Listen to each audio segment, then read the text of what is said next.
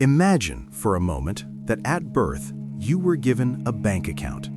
Every morning it is credited with 86,400 gold coins. But there is a catch. You cannot save the surplus. Every evening, whatever you failed to invest is deleted, gone, forever. You would fight for every single cent, would you not? Why then are you so careless with your time? In the sprawling city of Aurelia, where the sun seemed to linger just a little longer than elsewhere, lived a boy named Kael. Kael was not wicked, nor was he foolish. He was simply unhurried. He possessed a dangerous belief, a poison that tastes sweet upon the tongue, the belief that tomorrow is a promise. He would say, "I will build my craft tomorrow. I will mend the fence tomorrow. I will speak to her tomorrow." Kael lived in a perpetual state of potential, never realizing that potential, unacted upon, is merely a ghost. One afternoon, while idling in the market square, watching others toil and sweat, Kael noticed a figure he had never seen before. An old man, draped in robes the color of twilight, sitting silently behind a table. On the table lay no trinkets, no food, no wares, only a single magnificent hourglass encased in iron and glass. Kael, bored and seeking distraction, approached. "What are you selling, old man?" he asked. The man looked up. His eyes were not cloudy with age, but sharp like cut diamonds. "I sell perspective," he whispered. His voice sounded like dry leaves skittering on stone. "Do you know what this is?" "It's an hourglass," Kael scoffed, "a tool to measure minutes." "No," the old man corrected, his hand hovering over the glass. "This does not measure minutes, it measures life."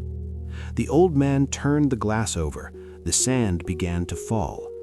"Tell me, boy, if you could see exactly how much sand remains in your own jar, would you still be standing here talking to me?"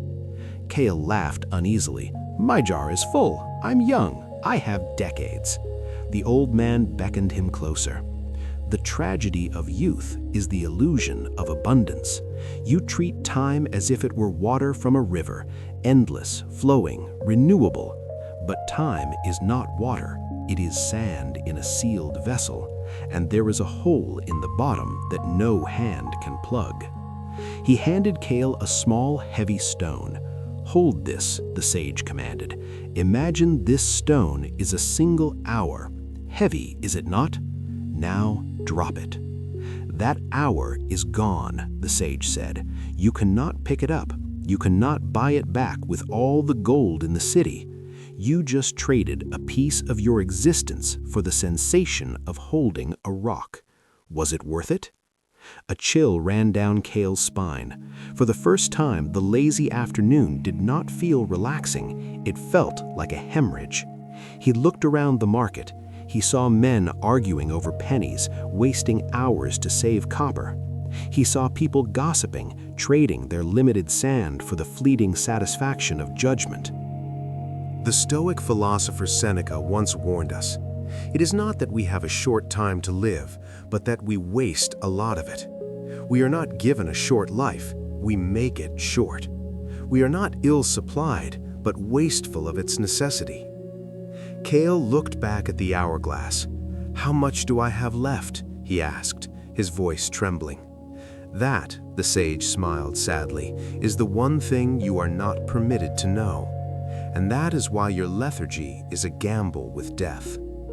The realization hit Kael like a physical blow.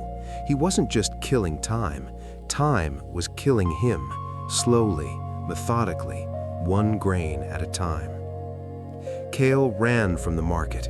He did not go home to sleep. He went to his workshop. He picked up the tools he had neglected for months. The dust on his workbench was thick, a testament to his apathy.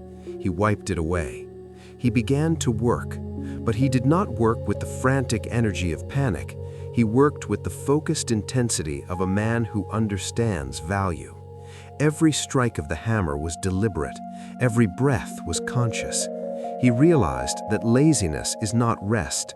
Rest is recovery. Laziness is the rust of the soul. As he worked, he felt a shift. It was a subtle vibration, a change in the frequency of his being. This is what we call the wisdom ripple. When you stop drifting and start swimming, the water around you changes. Your energy affects the timeline of your life and the lives of those around you.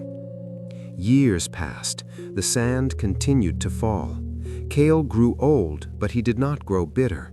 He became a master of his craft, a pillar of his city. One day he found himself sitting on a bench, his hands calloused and worn, watching a young boy idling by a tree, staring blankly at the sky. Kael approached the boy. He didn't offer a magical hourglass. He simply asked, "If you knew the sun would never rise again after today, would you still be sitting here?" The boy looked up, startled. Kael smiled, the wisdom of the old sage now echoing in his own voice. "The sun will rise, child, but you may not be here to greet it. Do not let your sand drain into the dirt." We often confuse being busy with being effective and being lazy with being free. Both are illusions. True freedom is the discipline to use your time for what truly matters to your soul. Marcus Aurelius, the emperor who carried the weight of the known world, wrote to himself, "Think of yourself as dead. You have lived your life. Now take what's left and live it properly." You do not need a magical hourglass to see the truth. Look in the mirror. That face is older than it was yesterday. That is your evidence. The sand is flowing. The question is not how much is left. The question is, what will you build with the grains falling through your fingers right now? Don't wait for inspiration. Inspiration is a guest that does not visit the lazy. Action generates inspiration. If this message caused a ripple in your awareness, do not let it fade. Capture it. Use it. For more insights into the ancient art of living and the strength of the Stoic mind, join us. Subscribe to Wisdom Ripple. Let us walk this path of clarity together before the sun sets.